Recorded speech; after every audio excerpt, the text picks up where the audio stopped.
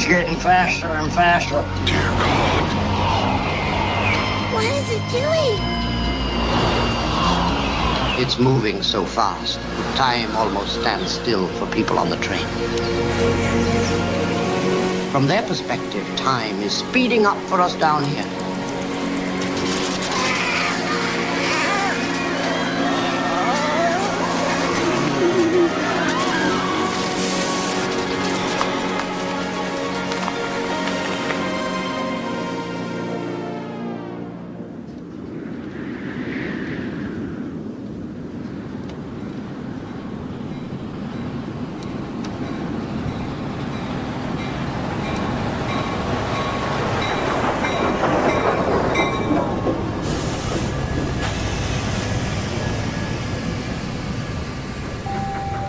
You have arrived at your destination.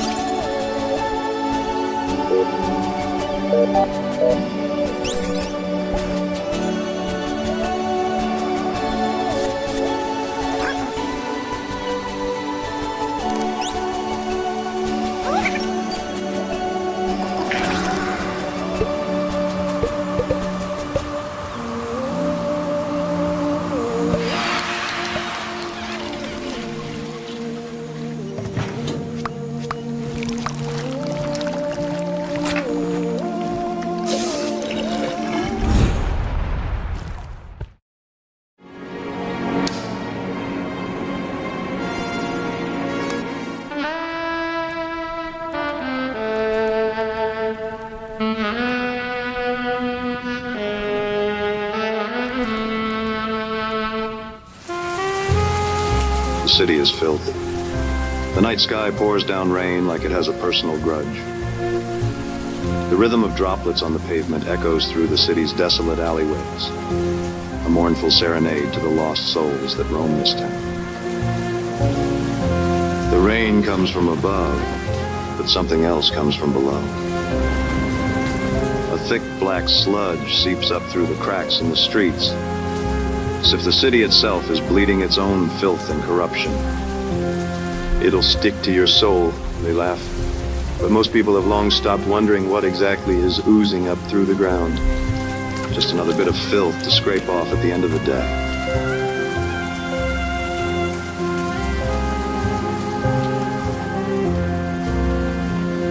That's me. Cliff Spanner, private investigator. Got a mystery you need to unravel? I'm your guy. At least I used to be.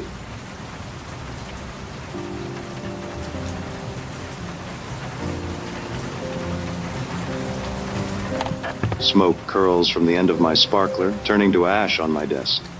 Smoky tendrils fade into the dank air.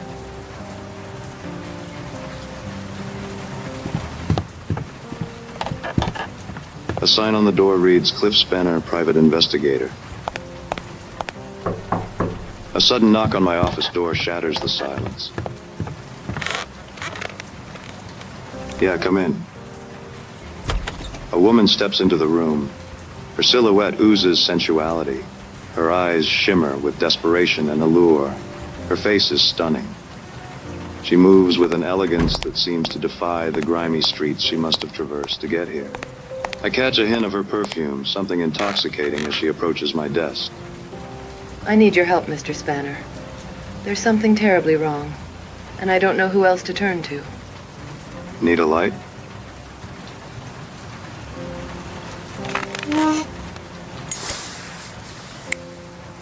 I thought you'd never ask. What seems to be the problem, Miss, Call me Effie. All right, Effie, what brings you? It's my brother, Rusty. Rusty Blackwood. He's disappeared, and I fear the worst. Blackwood. That name is familiar. Effigail and Rustwick Blackwood, right? You and your brother are heirs to the vast Blackwood Oil Company that powers the whole city. Tell me everything, Miss Blackwood. I thought I told you to call me Effie. My brother, Rusty. You see, he fell in with some sort of environmental activist. Some floozy named Misty. Misty. She filled his head with all manner of nonsense. She convinced him that the Blackwood Oil Company wrecked the city, polluted it, and that it was built upon the backs of exploited workers and a damaged environment. Can you imagine? This city would be pitch black without my family's energy.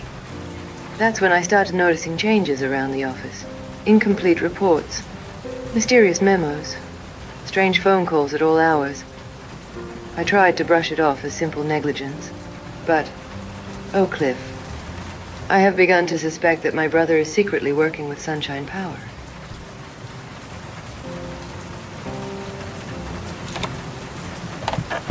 Sunshine Power. They're that new energy company. Harnessing the sun's rays for cheap, clean power, right? They must be a pretty big competitor for your oil business, aren't they? Well, that's just it, Cliff. With Rusty in bed with the competitor, in bed with Misty, in bed with Sunshine Power, I fear he planned to bring down the Blackwood Oil Company. You think your brother would destroy your family legacy? At first, I couldn't believe it. We're family. But the heart wants what the heart wants, Cliff. The heart can lead a man down the darkest alleyways. And your father, does he know about this? My father is a powerful man, Mr. Spanner. The sole owner of Blackwood Oil. And there's nothing that goes on in the company he doesn't know about. And if Rusty defected to a rival green energy upstart... Oh, Cliffy, you don't think... I don't think... What? You don't think that my father would, in his displeasure, that he would have hurt my brother, do you? I can't say, Miss Blackwood. Effie. Whatever happened to my brother, Cliff, I need to know the truth, no matter how painful.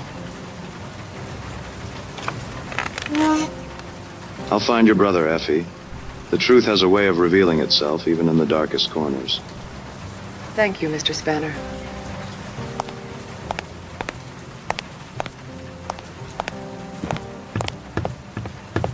Cliffy, please, bring my brother back.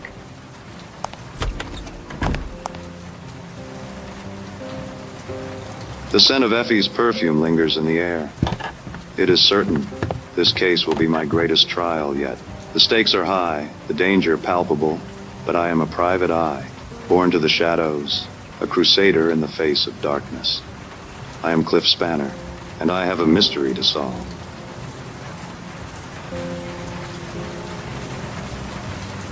The rain beats against the office window. The only light is from the street light outside. Through the sheets of rain and the dusty blinds, the dim, amber glow casts ghostly shadows across my desk.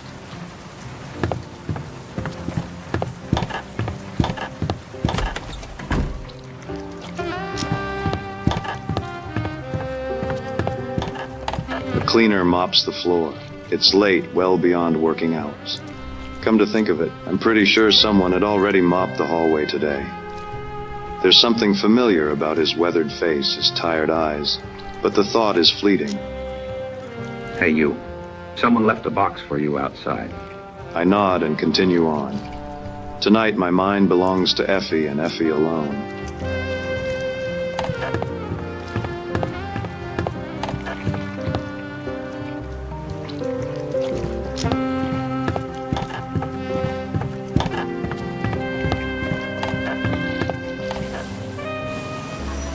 I step into the inky black night. A box beside the door catches my attention. A note says, "Come home soon. Love, Mom." Inside are several goo balls.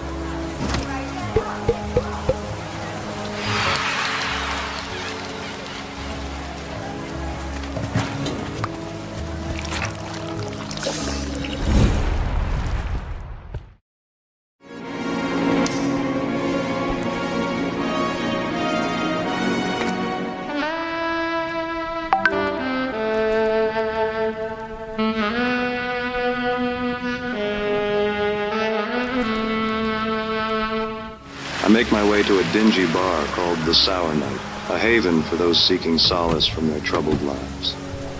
I'd gotten a tip that Rusty Blackwood, the man I'd been hired to find, has a taste for this joint.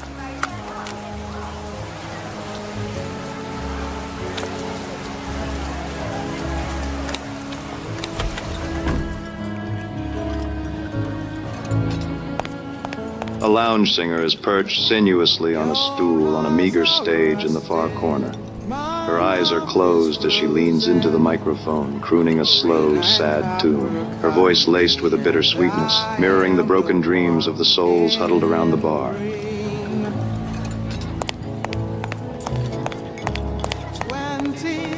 I approach the bar, flicking wet from the rain off the collar of my trench coat, and take a seat on one of the worn leather stools. What's your poison, stranger? Just information tonight. I'm a bartender, pal, not a library. All right, give me a frosty glass of milk.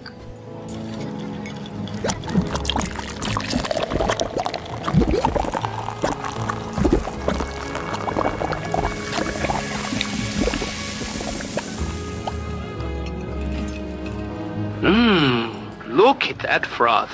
Say, ever have a man named Rusty Blackwood stop in here for a frothy cup? I've got a photo of him here.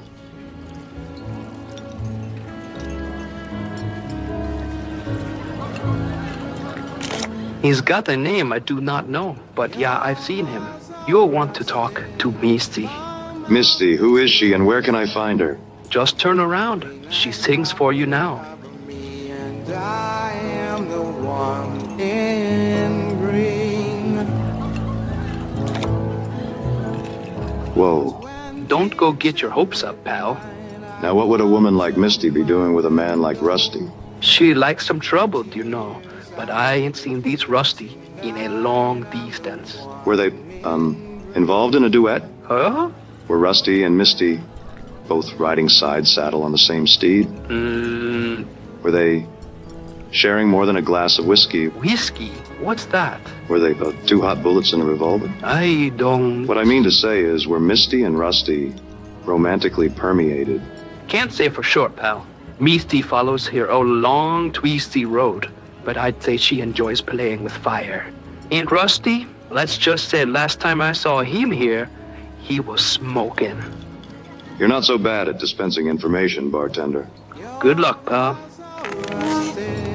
My mouth is frozen. Green and copper. Misty's sultry voice floats in the air like a wounded albatross.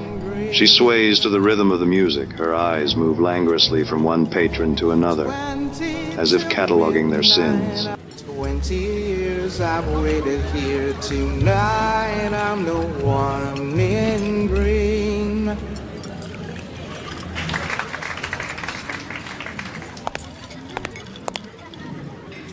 The periphery of the room is decked with sticky-looking crimson velvet upholstery. Tarnished chandeliers cast a dim, eerie glow over the patrons.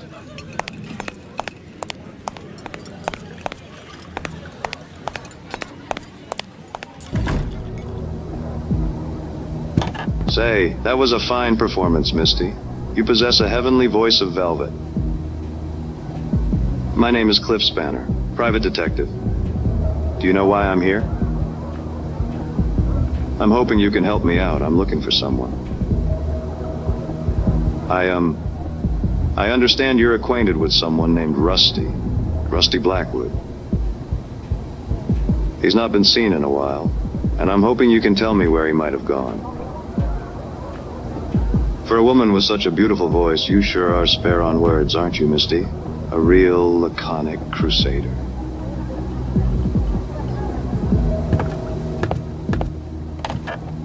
Oh, she's a knockout, isn't she? She should be illegal. Can I help you, sweetie? Did you enjoy yourself? Thank you, but I'm asking some questions of Misty here. Well, sure, sweetie, go ahead. I'll just powder my nose. As I was saying, my name's Cliff Spanner, private detective. I'm hoping you can help me out. Oh, yeah? Well, we'll go on then. Spit it out. I'm looking for a man who's disappeared. I'm looking for Rusty Blackwood. I understand he's an acquaintance of yours.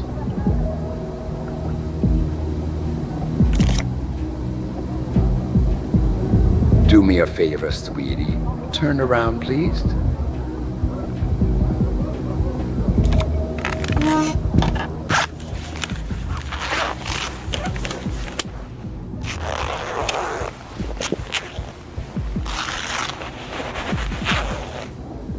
Cliffy Cupcake, you can turn around again. Misty, there was a nice man here. He must have run off. Oh, you know how men are, Cliff. You think they're one thing, and then they're another. So about Rusty Blackwood. Ooh, Rusky, he was a promising one. Tell me more, Misty. Were you using Rusty to get to his family's Blackwood Oil Company? Well, you know Blackwood Oil. You know what they do to this city, don't you? They poison it with their oil. The air is thick. Even the ground is bleeding. I tried to show Rusty the truth, but... You thought you'd convince Rusty to destroy his own family business? Yeah, Rusty. A little dim, but he was cute. I thought he was interested in cleaning up this city, in doing something about this rotten family oil business. And he was, for a while. But he changed. He was lured by another light in the dark. Where'd he wander off to? Look, since Rusty's a pal, I'll throw you a bone. But you ain't heard it from me, understand? If that's what it takes. I might have an idea who he's been hanging around with. Yeah. Who?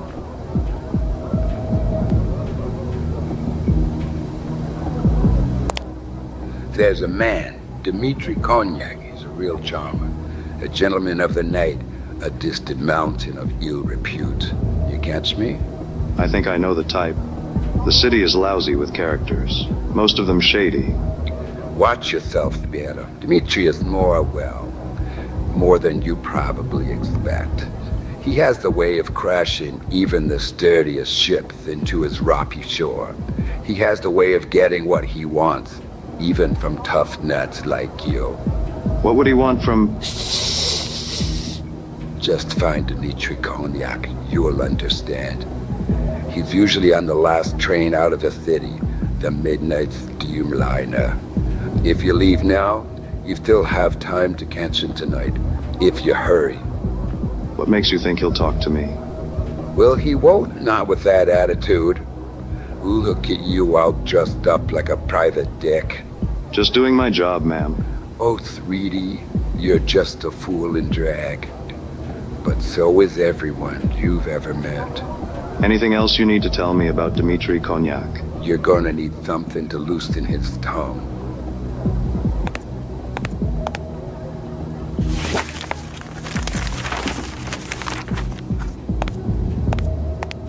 Take this. I have a feeling it'll make Dmitri talk. It's best I'm not hanging on to this anyway.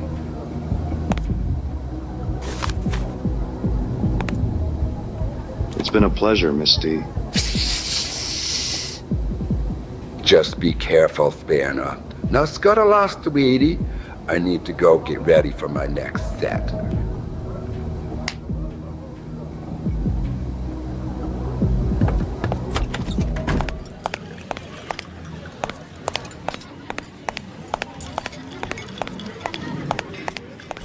I need answers about Rusty Blackwood. And this guy, Konyak, might hold the key. I gotta get to the train station. The echo of Misty's voice trails behind me, mingling with the distant wail of the city.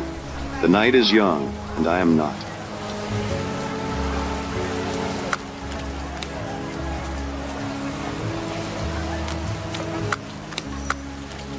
I see a sad sack in a city cleaner uniform sweeping wet sludge from the sidewalk into the gutter. He turns away from me as I pass. But is this the same guy who was mopping the hallway outside my office? No way, couldn't be. What's your name, friend? Just a guy looking after this dump. Hey, I think you dropped these.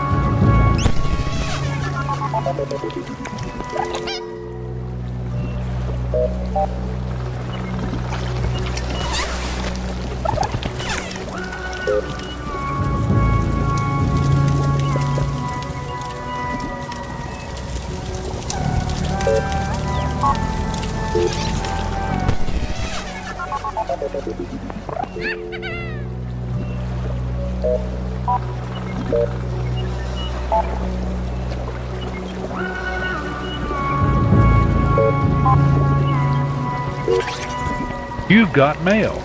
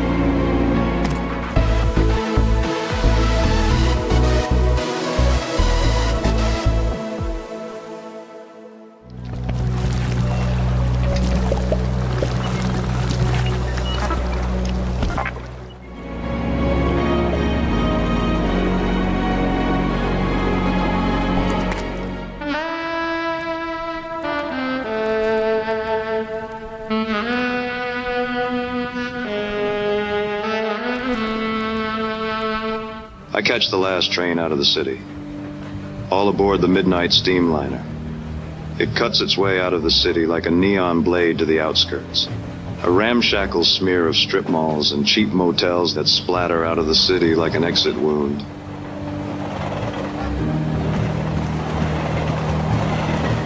I'd ask that you leave me be, sir. I can't shake the feeling I'm being tailed, that someone is watching me. Here you go, you poor old thing.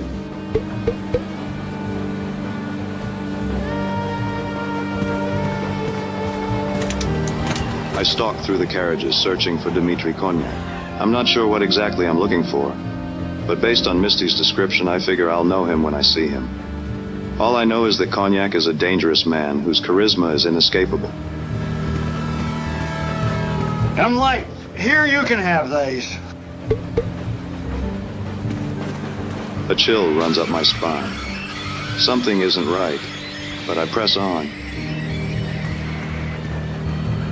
Whose kid is that? Hey, mister, you look funny.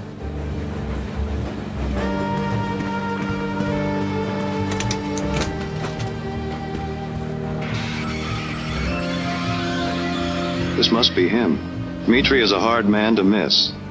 He's sitting in a dimly lit booth, accompanied by a stunning woman who looks me up and down as I approach. Well, go on then. Don't just monologue to yourself. Let's hear what's rattling around in that pretty little head.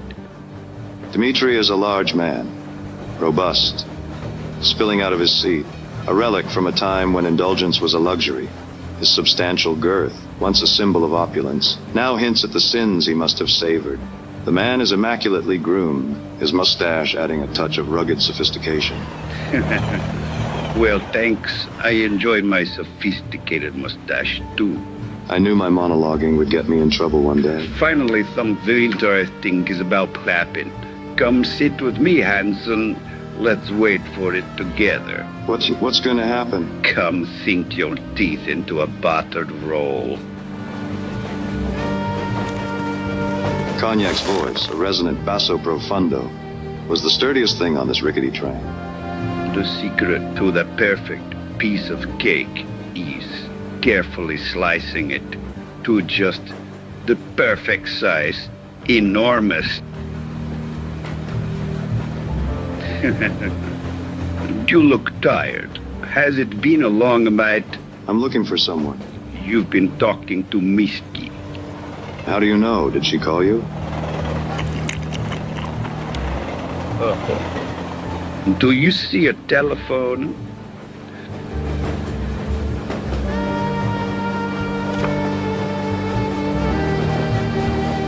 You've brought your past with you. Every line under those cute little vodka bottle glasses. That cloud of Misty's perfume you waft him here with. I always told her she wore too much. I hope my acquired scent didn't disturb the other passengers. It doesn't matter. Of course it matters. It's my job to move like a shadow in the night, to not be seen or smelled. It doesn't matter because there is no one else on this train. Of course there are, Konyak. I talked to lots of passengers in the carriages before you. Ghosts. They're all ghosts. Did you try the ham?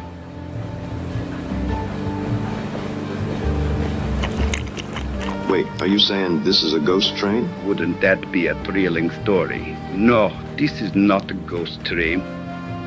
I'm not sure I understand. Pick someone. Anyone on the train you think you make. That woman with feathers in her hair. That man with a freshly pressed suit who looked nervous in the second car. Where are they going? It doesn't matter. Are they going to work? What would happen if they didn't go? Nothing. Nothing would happen. The train would still arrive on time. Their workplace would hire someone else. The papers would still get photocopied. Ghosts. Every one of them. Gruyere.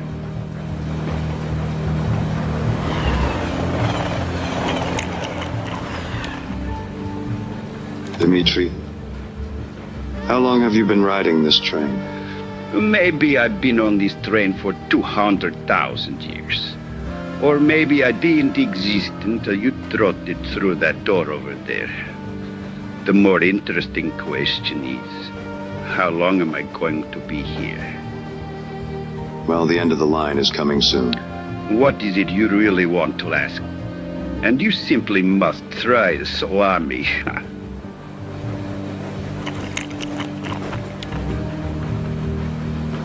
Thanks, Dimitri, but I couldn't possibly. I'm looking for a different kind of sustenance tonight. I'm looking for someone. Yes, I see. Quality sustenance comes at a price. Misty asked me to give this to you.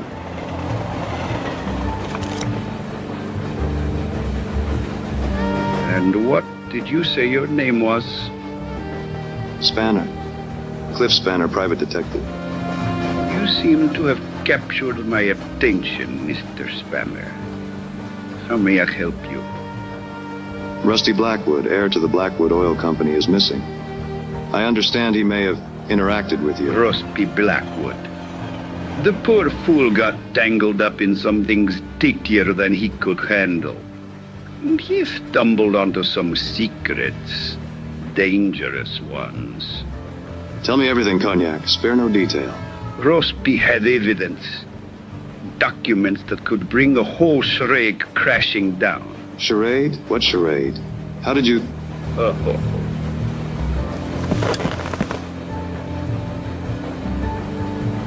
I mean, how could someone in your professional occupation... My occupation opens a lot of entrances, Mr. Spanner. My real business is secrets. I need more, Cognac. So do I. I'm all out of time. I mean wine. Tell me where I can find Rusty. Careful, Spanner. This isn't my first case, Cognac. Tell me where I can find Rusty Blackwood. Your entire life has led to this very moment sitting across from you right now. We're running out of time. To find the man you're looking for. To find Rusty Blackwood. Here's exactly what you need to know. Dimitri! Cognac. Cognac, stay with me. I need to know. Sunshine, Spanner. You need to find the sunshine. Take this.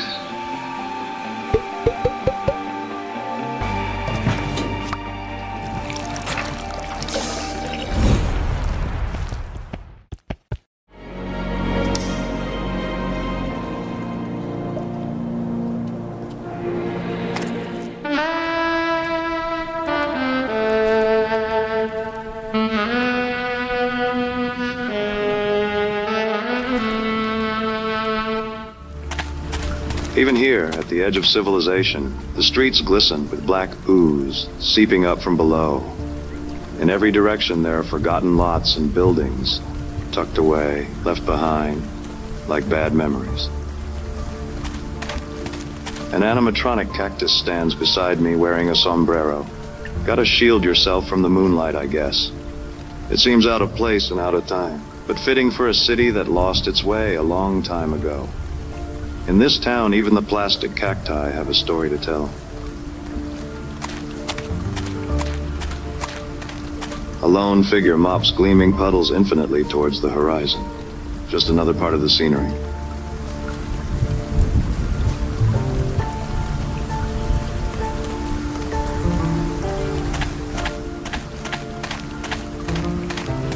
The only sign of life is an all-night Mexican food stand.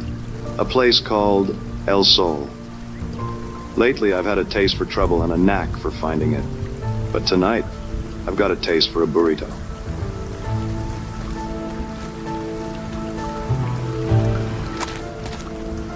Dimitri Cognac's final words echo in my head. Sunshine, sunshine.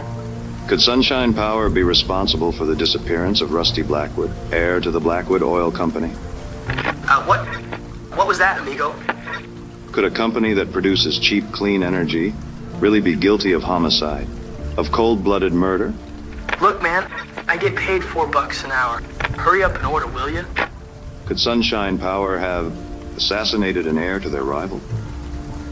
No, that would be too dark. Too twisted, even for this city. The explanation was probably something simpler, something more elegant. Bro, what sunshine.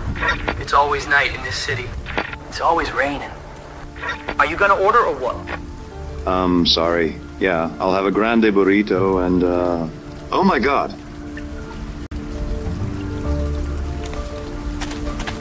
Like a flash of lightning piercing the night sky, it hit me.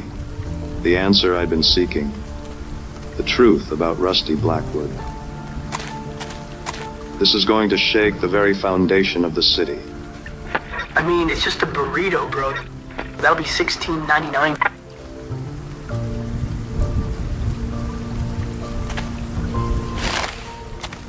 Oh yeah, we're also running a special. You can take these too.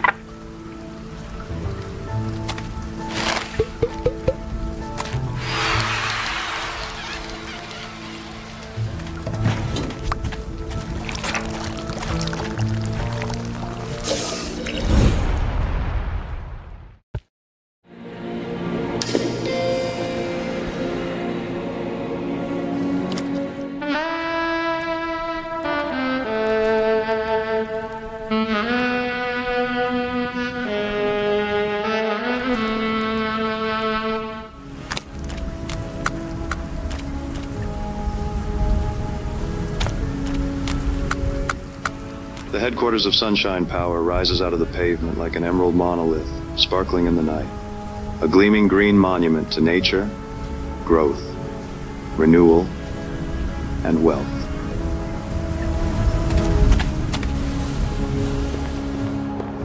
As I step into the opulent lobby of Sunshine Power's headquarters, a sense of unease washes over me.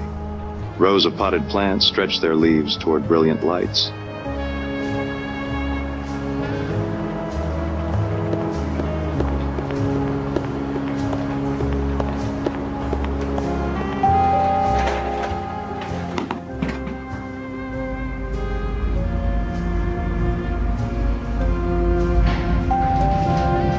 My eyes, still aching from the gleaming lobby, adjust to the muted grandeur that surrounds me. I step out of the elevator onto perfectly polished tile and cringe, thinking about the grime and sludge that my shoes are tracking in. At the end of the hallway is a set of massive wooden doors, into which is carved the image of the sun, radiant and resplendent, its rays emanating in all directions.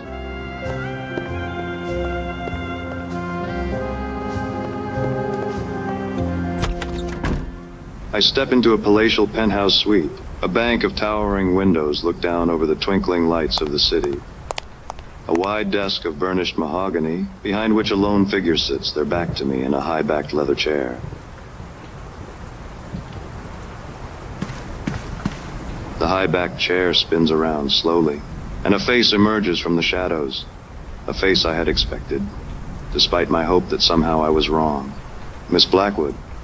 I thought I told you to call me Effie. Effie. Mr. Spanner. I'm surprised it took you this long. I should have seen it sooner. How did you figure it out?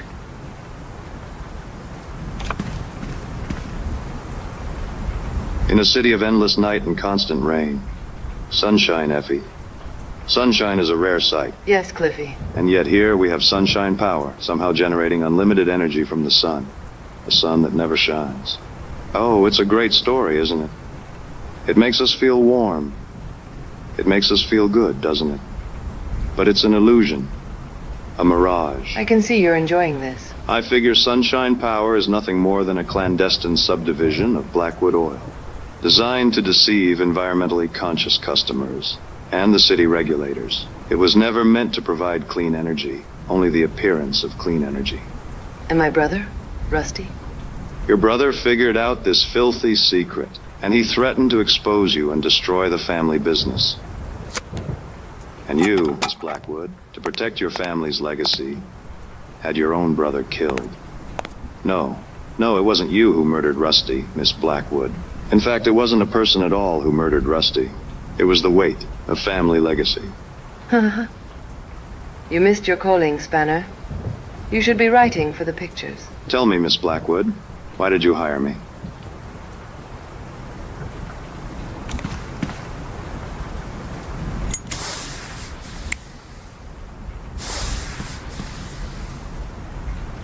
What can I say? I was in the neighborhood and I needed a light. You used me to tarnish Rusty's good name. To cast aspersions about his association with Misty, with Cognac. You wanted me to... Cliffy, hush. It's not as complicated as all that. So what then? Yes, you're right. Rusty's dead.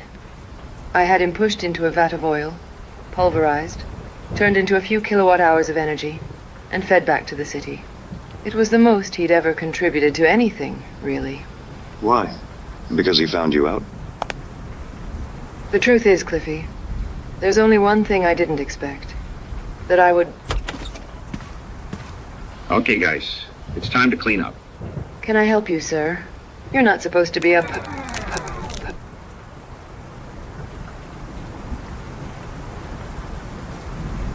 Effie, are you okay? So what's your name, pal? Cliff Spanner, private investigator. Well, yeah, you're playing as Cliff Spanner right now. Good work, by the way. It's one of the less common endings. Usually the private eye doesn't make it out of the lounge. Too many distractions. Listen, buddy, what's going on here? What happened to Miss Blackwood? Right, Miss Blackwood. You know how these things go. This is where she confesses. She confesses to the crime, she confesses her love, blah, blah, blah. The fun is all the stuff before. I always skip the denouement.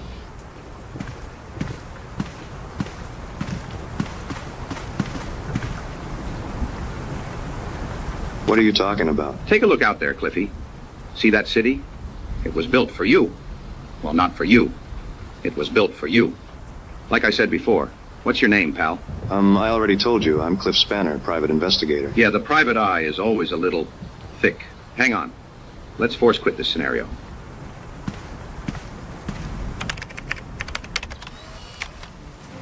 Oh, Cliff, I need help. You see, it's my fourth husband. He's missing. Cliff, won't you please help me? Dang it. Hang on. Our credit card machine isn't working, so you'll need to download the app. Bah! Wrong again. God, help me.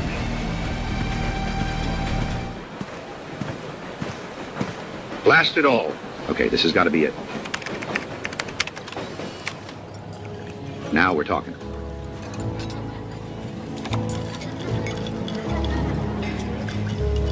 Cheers. So, tell me, how are you enjoying World of Goo 17? The Black Stain? Who are you? I saw you outside my office, and outside the lounge and on the train. Yeah, I get around. What's going on? You and me, we're in World of Goo 17. It's a pretty good sequel. A little off-brand, maybe, but heck, I'm biased. Sequel? Yeah, I know. Some of the sequels were terrible. World of Goo 21 wasn't even a game. It was just a program that generated gameplay video. Infinite generated content you could stream on your streaming platform to your fans or whatever forever. You could be a content creator without the inconvenience of having to create content. So, you're not a cleaner? I'm just another filthy player, just like you. Or I used to be anyway. What do you mean? I'm just a fan of the World of Goo games. There were so many sequels.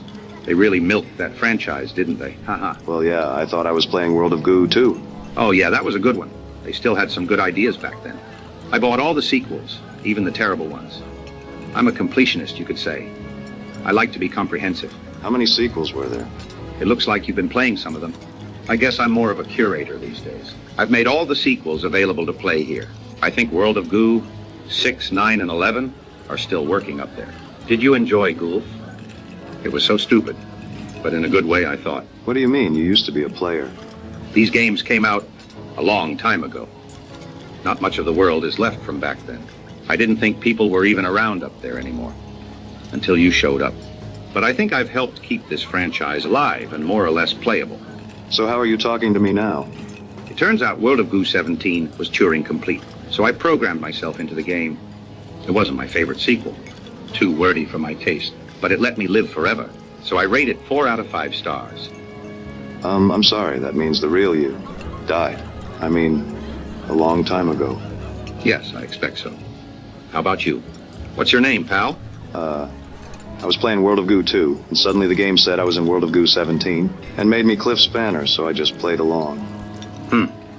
I've played World of Goo 2 hundreds of times, and that's not what happens. What chapter are you in? I'm in Chapter 4. Chapter 4 in World of Goo 2 is supposed to be set in a television animated series spin-off. I guess I just thought you were like the wacky character in World of Goo games that you meet near the end of the 4th chapter. This isn't right. So, cleaner or curator? What do you really look like? Are you sure you want to see?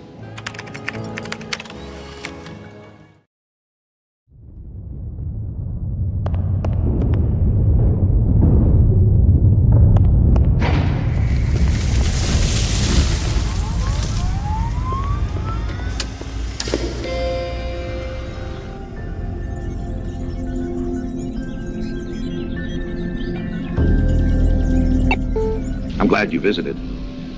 It must be lonely here, spending eternity inside the 17th sequel. It's been a long time, but the art in 4 or 5 of the scenes is pretty good. I like to hang out in some of them. I don't think I would want to live forever inside a noir-themed sequel. I eat a lot of late-night burritos. Thank you for keeping the World of Goo sequels alive and playable after all these years. It was my pleasure. As long as this computer remains powered on, I will continue to live forever and keep the memory of these games alive. Is there anything I can do for you? Well, maybe there is one thing. Sure, what is it? Well, I made some World of Goo fan fiction levels, but nobody has ever played them. Do you want to play one? Sure. Oh, great. I hope you like them. Just walk that way.